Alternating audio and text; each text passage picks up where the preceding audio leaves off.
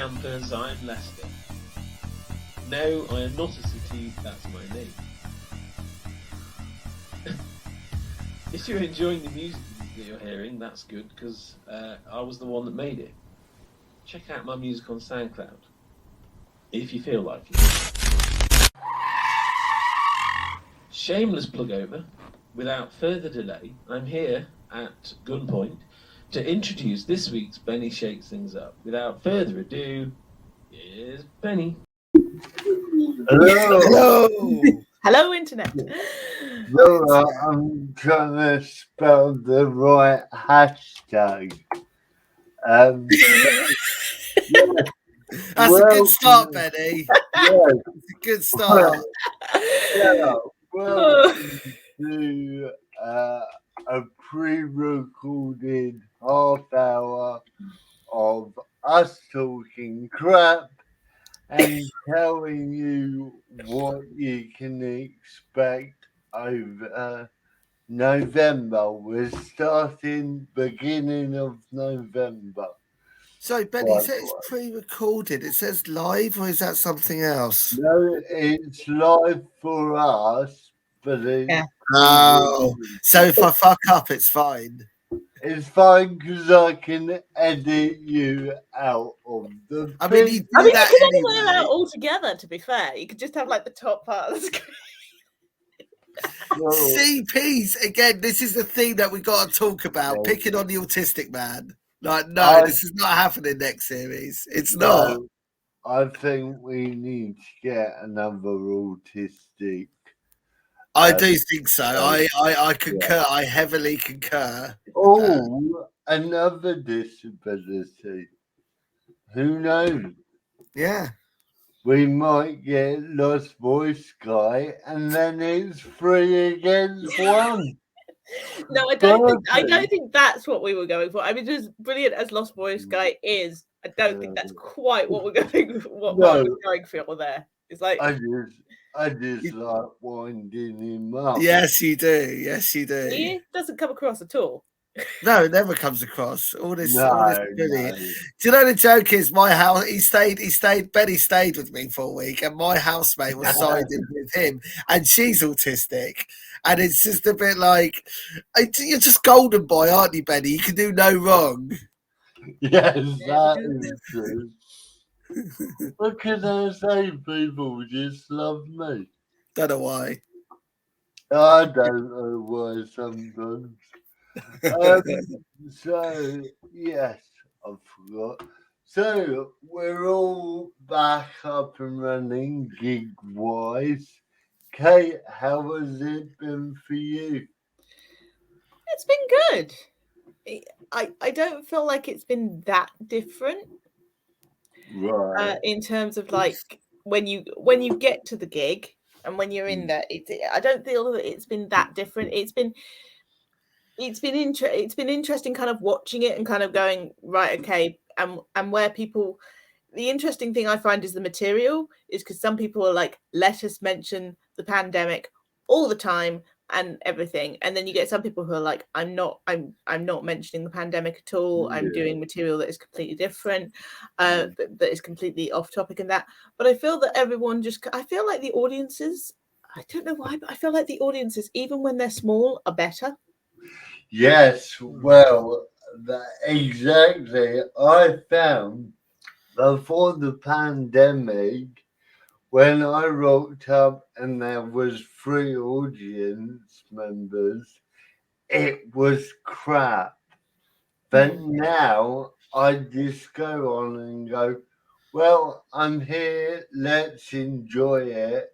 And now 9 out of 10, that laughter sounds like 200 people in the room.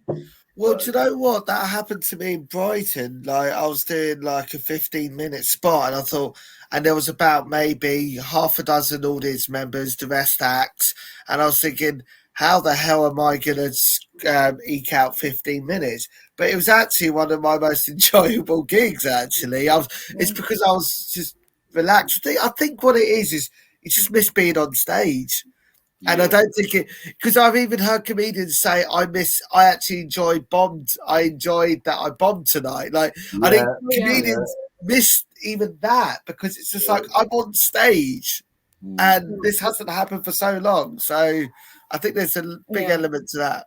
And having that, I find that there's more audience interaction as well. Yes. I find that everyone interacts, even if you don't like do like a let's do a call and response thing or whatever. Even if you don't like have a lot of audience working, I feel that people are genuinely going, like, even if it's just they're asking people like just to shout out an answer or something like that. They're asking it more because you're like, I'm here and you're here. You're here, and it's it's so nice, because I find that even people that would just normally just be like, I'm not going to address you at all, are like, no, actually, I want to reference the fact that you're here and we're here.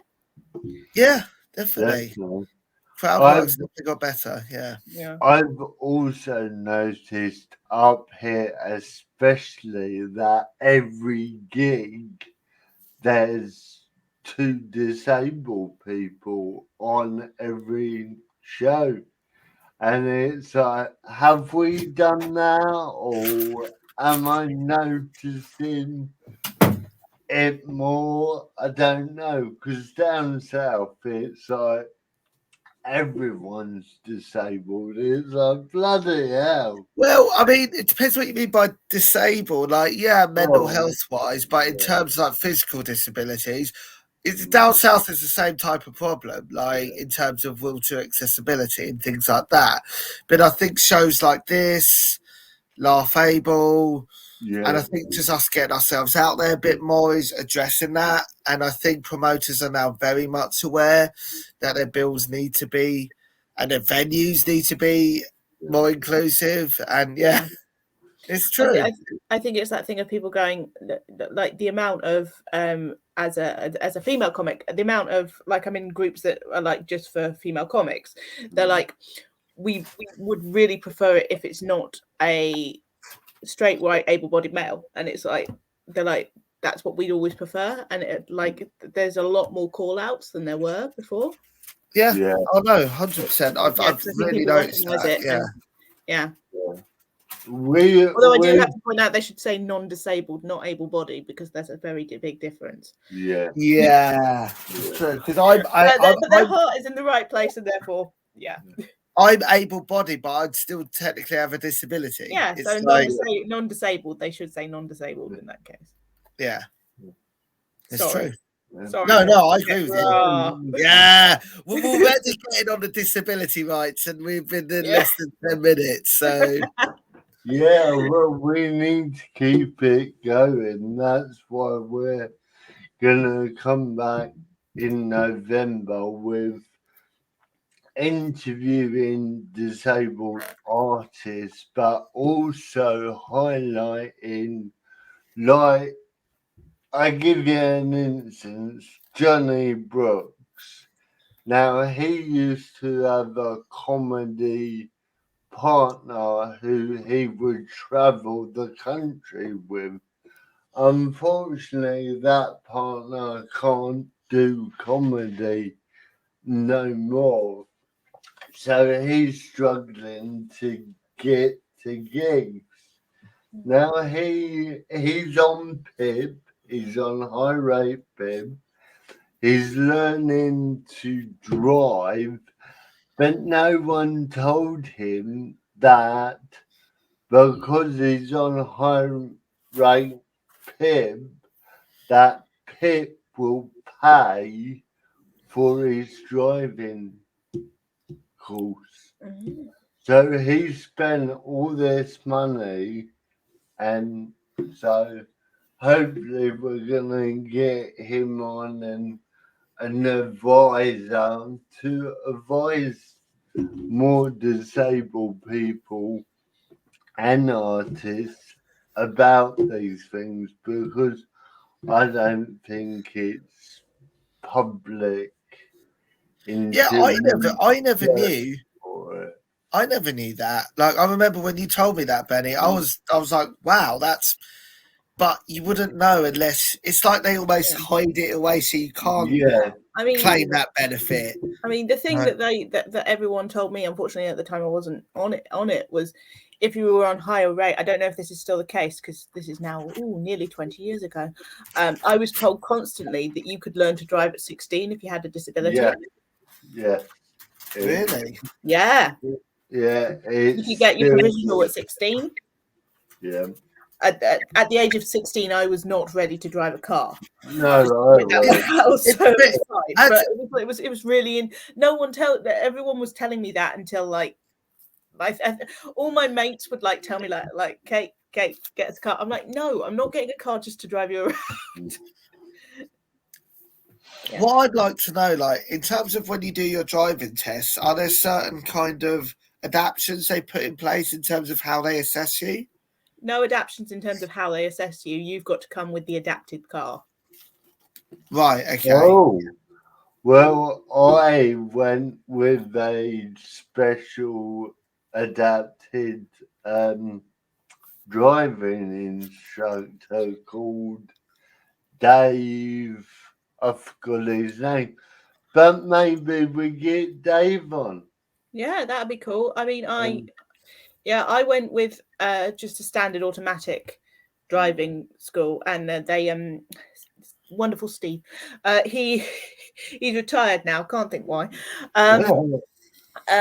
He put on all the adaptions for me, which, by the way, at one point did actually just involve him shoving a little piece of card into something. And he goes, "That's your adaption." Okay. But I took my test in my own car, which I'd bought by that point, so it was like it was kind of easy to do because it's like, this is the setup you'll have. I'm like, yes, this is the exact setup I'll have because this is my car. Definitely. Okay, yeah. I'm just curious because, I mean, I've never learned to drive because the one time I tried to, I was in a car park of like a shop and my friend asked me to drive in a straight line. And it was clear road, right? It was clear car park. I then started turning. I don't know how, started turning, and we were about to go into a brick wall. And he asked me to slam the brakes down, and I slammed the accelerator down. And so he has to pull the emergency brake, and we're this close to crashing. And then he says to me, "Mark, get in the back seat. You're not even sitting next to me anymore." So that was when I was about 17. So since then, it's put me off for driving. Like, I know people said, "Oh, you should learn to drive, Mark." It just puts me off. I'm sorry, it does. But it does put you off. I mean, I literally, the morning I asked my mum to go to the post office and get me the forms so I could learn to drive, I turned 17 about a couple of weeks ago, and I was like, I'm ready now, ready to go. I was in a car accident that day, and we drove into the central reservation of the M6. So I took that as a sign that I wasn't supposed to yet. Right. I was like, no, everyone was fine, but it's just that thing of like, yeah, that's the universe telling you something. Yeah. Yeah. I mean, it's because I just don't have any spatial awareness. It's like I have tunnel vision, which would be great if I was just driving in tunnels all the time. Yeah. I mean, London Underground. There you go. Yeah, but I could be a train driver. I'm missing a thing. But I just again, want to get to be a London Underground tube driver, by the way. Just a side note. I would love to be a train driver. But again, who wants to drive when people are fighting for fuel? Oh my goodness! I forgot we were talking about how great driving is. And then I think we're so unaware of what's going on. We are so politically unaware. It's like, oh my god! We're all driving electric cars. Electric cars. I mean, electric car people. I bet all these electric car drivers. Are loving this. They're just like, like, told you. Yeah. But no, it's the toilet roll thing all over again. Like, it's like people panic because they're like, oh, there wasn't a fuel shortage. It's the fact that they didn't have a lot of drivers, but they had enough fuel. But then people just panic and I do understand that. I kind of understand. The thing that I didn't realise, though, and obviously I don't drive at the moment, so I obviously wasn't doing this, but I didn't realise that ambulance drivers, ambulance vehicles no longer have their own fill-up stations. They come and they fill up at the standard fill-up station with everyone else, which is part. And the minute you realise that, you're like, oh, so it's not just everyone is actually the ambulances themselves and things like that. You go, that's not good. Like, I think a government, and I can't speak to which government it was, sold them off and went, no, you can just queue with everybody else. Who thought that was a good idea? I have a feeling I know which one it is. I'm not suggesting it might be the Tories. Yeah.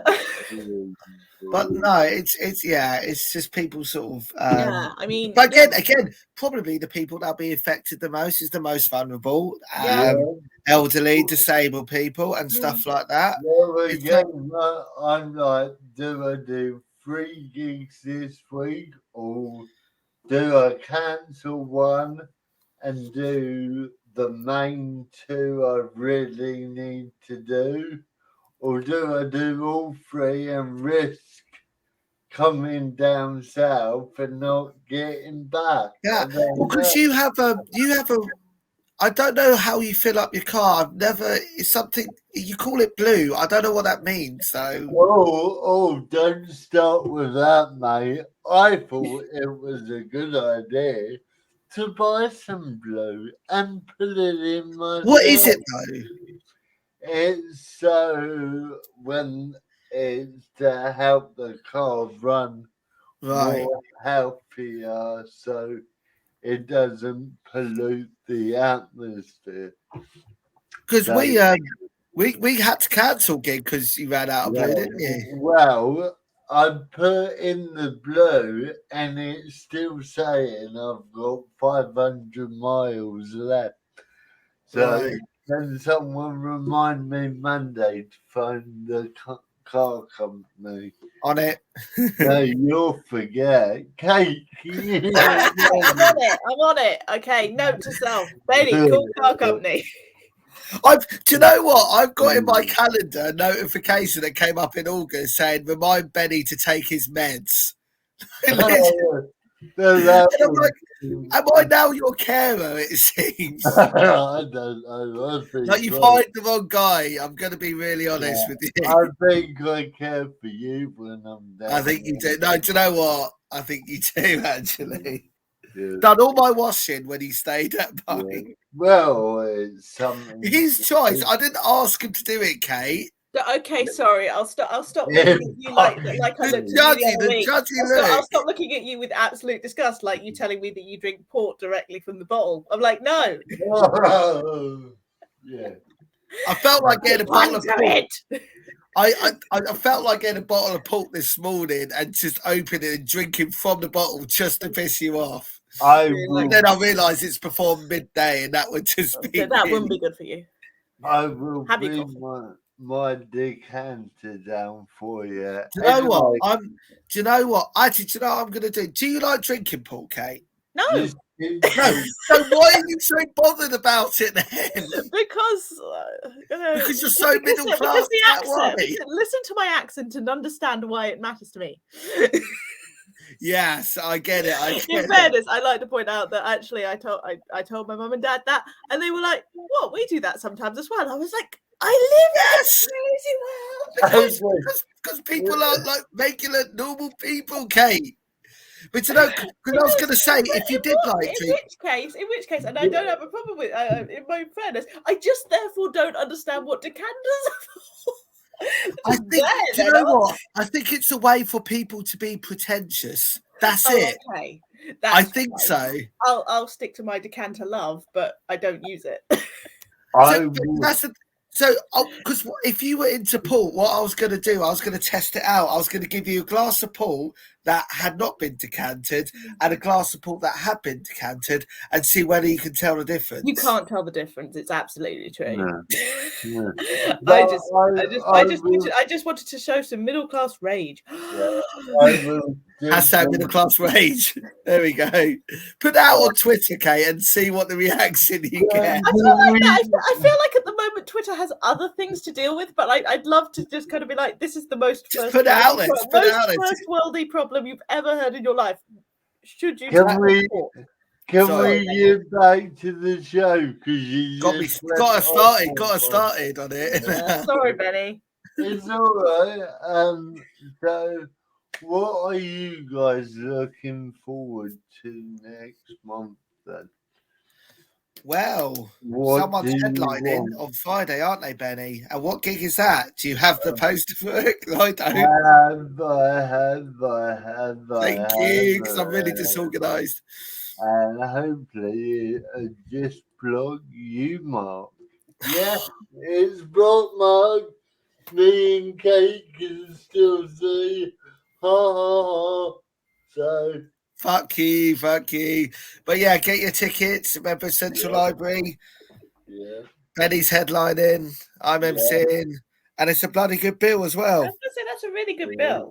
That's a really, and you know who I'm looking for? I mean, everyone is amazing, but like, I haven't seen Ash Reeves in a long time. I haven't seen Ian Lane in a long time.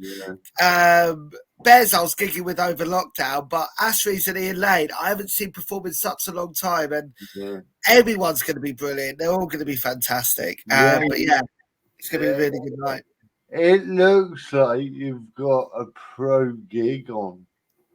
It does. Ian Lane was a former headliner of Laugh Able, so and the fact that he's coming in to do a 10 just shows how great the night is. So please come and get your free tickets. Go indeed. And if you're feeling flush, you can always buy one. Yay! I love that. Now I've spelled £25. £25. Please message me or Mark, and we will post one out to you. You can pay by PayPal or bank transfer, whatever. Yeah. So yeah. Send the money by cash in carrier pigeon. Go on. Just somebody do that. Somebody do that for me. You could do. And do you know what? If you get one, Kate, I'll send you a free decanter with it. Yeah. With a t-shirt. No, just the t-shirt in the decanter. There we go. In the decanter, you have to get it out. Roll it out. So, But yeah, Kate, are you doing anything exciting? I am doing the We Are Funny project this Tuesday, which is exciting because I do like that gig. And have I got anything? I must have something else lined up, but I can't remember what it is. It's too early.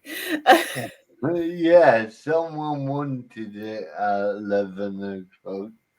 Mark. And do you know why that was? Because I was meant to have plans, and those plans got cancelled. Hence why I laid in bed a bit longer. So why didn't you say we could have done it tonight, you dodo? Unless Kate's busy. Yep. Well, it's too late now. We've done it. We've done it. I just thought but it was really last minute that they cancelled. So it's just like, yeah. So that's why if I told you, then I don't know. It's just easier. Just fine. Yeah. I'm gigging in. I want at Cambridge this Wednesday. Oh yeah. Stephanie Lawrence is running a night. It's called the Brew House in Cambridge. It's going to be a lovely night. It's a room. She's got a room of 70 plus capacity, and it should be a really good night. I don't know who's headlining because she hasn't really officially announced the lineup, but it's. I think, maybe we're all doing 10s, but it's going to be really good. It's a new night. Whereabouts is it again? One more time, Mark. It is Cambridge Brew House. That is this Wednesday, Cambridge Brew House. I am gigging on Wednesday and Thursday, but I can't remember where. But I will leave all the links up above where we are gigging.